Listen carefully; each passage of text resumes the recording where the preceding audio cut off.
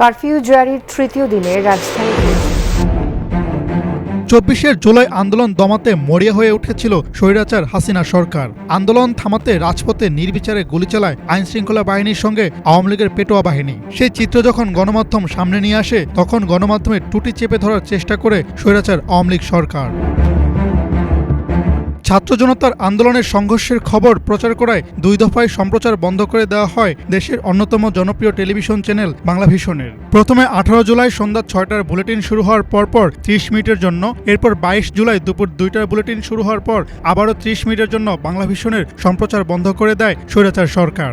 আমাদের উপর কিন্তু এই শেখ হাসিনার পুরো আমলটাই যেরকম জনগণের উপর নিপীড়নমূলক ছিল, রাজনৈতিক দলগুলোর প্রতি যেমন নিপীড়নমূলক আচরণ ছিল, গুম খুন তার কম করে নাই, তো একই সঙ্গে দেখা গেল মিডিয়ার উপরও তার প্রবল ছিল। ফলে এই বিভিন্ন গোয়েন্দা সংস্থা, প্রধানমন্ত্রীর কার্যালয়, এরকম নানান জায়গা থেকেই বিভিন্ন সময় ফরমায়েশ আসতো।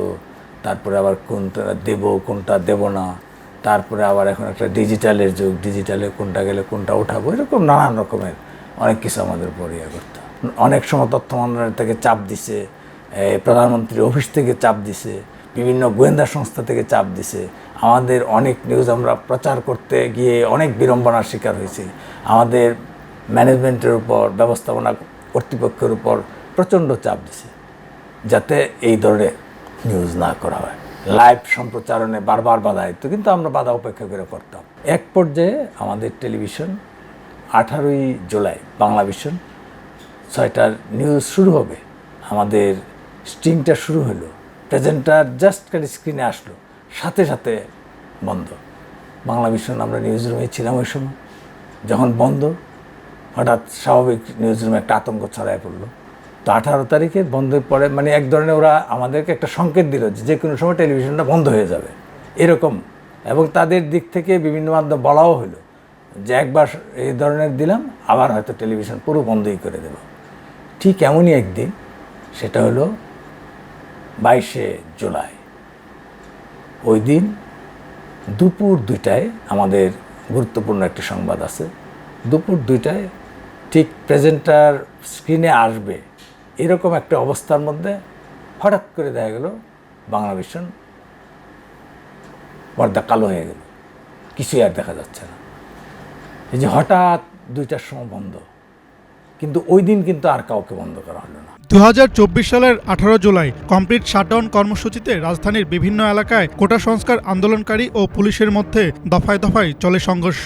ছাত্র জনতাকে দমাতে টিয়ারশেল, শটগান ও সাউন্ড গ্রেনেড নিক্ষেপ করে র‍্যাব, পুলিশ, বিজিবি। শুধুমাত্র তাই নয়, ছাত্র জনতার মিছিলে সরাসরি গুলি চালায় আইন শৃঙ্খলা বাহিনী। সেই চিত্র প্রকাশ না করার জন্য গণমাধ্যমের উপর চাপ সৃষ্টি করে হাসিনা বাহিনী। গণমাধ্যম যে ফ্যাক্টগুলি তুলে ধরছিল, ওই তুলে ধরাটা তাদের জন্য অনেক বেশি চ্যালেঞ্জিং হয়ে যাচ্ছিল ওই সময়টা। তো 2 দফায় আমাদের চ্যানেল বন্ধের শিকার হয়েছে আমরা। একবার তো আমাদের সাথে আরও 4টি চ্যানেল ছিল। আর যদ্দূর মনে পড়ে আমার 22 জুলাই 2024 আমাদের দুপুর 2টার নিউজের সময় আমাদের কর্তৃপক্ষ এই জায়গায় উপস্থিত ছিলেন, মাননীয় চেয়ারম্যান মহোদয় ছিলেন। তখন আমাদের ব্যবস্থাপনা পরিচালক মহোদয় কারাগারে অন্তরীণ ছিলেন। তো আমরা হঠাৎ করে দেখলাম যে আমাদের চ্যানেলটি দেখা যাচ্ছে না। আমরা একটা কন্টেন্ট যদি আমরা চালাতে যেতাম যেখানে একটু পলিটিক্যাল স্যাটায়ার আছে, আমরা ভয় পেতাম। আমরা একটা নাটকের মধ্যে আমরা যদি কোনো একটা নাটক, তো জীবন নিয়ে নাটক হয়, এই নাটকের মধ্যে আমরা যখন কোনো কিছু নিয়ে স্যাটায়ার করতাম, একটু স্যাটায়ারটা একটু মনে হতো যে রাষ্ট্রীয় বিধি ব্যবস্থাকে চ্যালেঞ্জ করছে ফিকশনে, সেটা নিয়েও আমরা নানান ধরনের জবাবদিহিতার মধ্যে গতবার পড়েছি। গণমাধ্যমকে অপ্রেস করে, গণমাধ্যমকে কোনো ধরনের চাপের মুখে রেখে তাকে সত্য বলা বন্ধ করে কোনো কিছু অ্যাচিভ করা যায় না। বরঞ্চ গণমাধ্যমের সাথে বন্ধুত্ব করলে গণমাধ্যম যা বলার চেষ্টা করছে সেটা আসলে জনগণের বক্তব্য।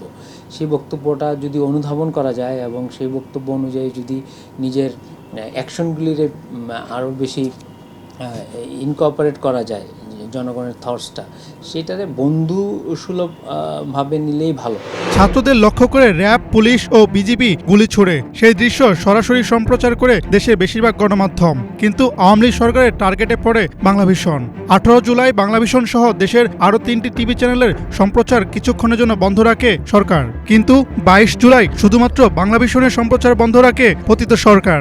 শুধু 22 জুলাই কিন্তু না, এখানে 18 জুলাই যেদিন আন্দোলন তুঙ্গে, ঠিক সেদিনও কিন্তু বাংলা ভিশন, এনটিভি, চ্যানেল 24 এবং দেশ টিভি, এই 4টা টিভি সাময়িক সময়ের জন্য সম্প্রচার বন্ধ করে দিয়েছিল।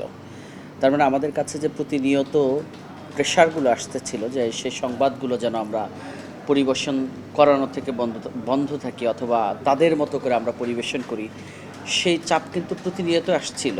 হ্যাঁ, এটা শুধু যে জুলাই মাসে তা না, বাংলা ভিশনের উপর এই চাপ গেল 16 বছর ধরে আসতেছিল। প্রতিটা দিন আমাদের ওপর চাপ ছিল। এই কারণে জুলাই মাসে বাংলা ভিশন একদম খুব টার্গেটে পরিণত হয়। যারা আমাদেরকে মনিটর করে, সেই মনিটরকারী সংস্থাগুলো বা সেই মনিটরকারী সরকারের যে লোকজনগুলো আছে, তাদের কাছে কিন্তু বাংলা ভিশন একদম ট্রিগার পয়েন্ট ছিল। প্রত্যেকটা দিন বাংলা ভিশনের ওপর তারা যে পরিমাণের চাপ প্রয়োগ করা দরকার, তার চেয়ে বলা চলে যে বেশিই করছিল। তো একদিকে তৎকালীন সরকারের চাপ, নিউজ বন্ধ করে রাখতে হবে, নিউজ দেখানো যাবে না, সেই চাপের ফলে কিন্তু আমাদের টেলিভিশন চ্যানেল তারা সাময়িক সময়ের জন্য বন্ধ করে দিল। আমরা তো তখন বুঝিনি যে সেটা সাময়িক সময়ের জন্য বন্ধ।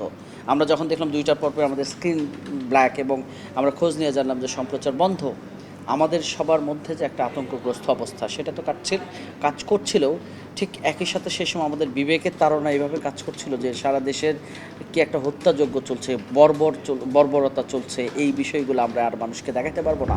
সাময়িক সময়ের জন্য বাংলা ভিশনের সম্প্রচার বন্ধ করে দিয়ে এক ধরনের পরোক্ষ হুমকি দিতে থাকে আওয়ামী লীগ সরকার। সে সময় চ্যানেলটির সামাজিক মাধ্যমের পেজ অথবা অনলাইন মাধ্যমেও আন্দোলনের ভয়াবহতা তুলে ধরা হয়, যা নিয়েও পড়তে হয় চরম বাধার মুখে। দেখেন, যে কোনো গণমাধ্যমের জন্য আসলে আমাদের যেটা সবচেয়ে বড় চ্যালেঞ্জ, সেটা হচ্ছে যে সঠিক সংবাদটা সবার আগে পৌঁছানো, এবং সেটা ফ্যাক্ট চেকিংটা করে আমাদের আসলে জিনিসটা করা লাগে। তো কোটা আন্দোলনের মুভমেন্টের সময় স্টুডেন্টের যে মুভমেন্টটা ছিল, সেটাতে আমরা শুরু থেকেই আমরা সংবাদটা প্রচার করা, আমাদের সোশ্যাল প্ল্যাটফর্মগুলোতে আমরা সেগুলো প্রচার করি। বাট যখন আন্দোলনটা একটু ডিফারেন্ট মোড় নেয়, গভর্নমেন্ট এখানে যখন ফোর্স করা শুরু করে এবং এখানে আইনশৃঙ্খলা বাহিনীকে দিয়ে স্টুডেন্টের উপর যখন একটা অ্যাটাকের মতো জিনিসটা সিচুয়েশনটা দাঁড় করায়, ছাত্রলীগ দিয়ে কিংবা আইনশৃঙ্খলা বাহিনী দিয়ে যখন হচ্ছে তাদের উপর এখানে গুলি থেকে শুরু করে বিভিন্ন ধরনের অ্যাক্টিভিটিস যখন শুরু হয়, তখন আমাদের উপর আসলে বেশ চাপই আসছিল। বলা যেতে পারে যে আমরা প্রতিদিনই কোনো না কোনো ইভেন্ট, মানে বিভিন্ন স্পট থেকে কোনো না কোনো ইভেন্ট কভার করতেছিলাম, এবং মোস্ট অফ দ্য টাইম দেখা যাচ্ছে সেগুলো আমাদের রিমুভ করা লাগতেছিল, এবং যেটা ফেসবুকে বা ইউটিউবে আমাদের সবসময় একটা চাপ থাকতো যে ভিডিওটা রিমুভ করতে হবে, এই ভিডিও আমরা রাখতে পারবো না। ঠিক তেমনই ধানমন্ডির আমার ঘটনা এখনও মনে আছে। ধানমন্ডির মতো একটা জায়গায় প্রকাশ্যে একটা অটোমেটিক রাইফেল নিয়ে ছাত্রলীগের একজন কর্মী স্টুডেন্টদের উপর গুলি করতেছিল। তো সেই ফুটেজটাও কিন্তু আমরা তখন আমাদের সোশ্যাল প্ল্যাটফর্মে প্রচার করি। ভিডিওটা প্রচার করার 10 মিনিটের মধ্যে আমাদের আসলে ওটা নামিয়ে ফেলা লাগে। সো ওই সময়টা আসলে আমাদের জন্য অনেক বড় চ্যালেঞ্জিং ছিল। ছাত্র জনতাকে দমাতে ব্যাপকভাবে মানুষ হত্যা শুরু করে পতিত সরকার, তারপরও আন্দোলনকারীরা দাবি আদায়ে থাকেন অনড়। বাড়তে থাকে আন্দোলনের তীব্রতা। পরিণতিতে 5 আগস্ট পতন ঘটে ইতিহাসের ভয়ঙ্কর এক স্বৈরাচারের। হাসনাত জুবায়ের, বাংলা ভিশন, ঢাকা।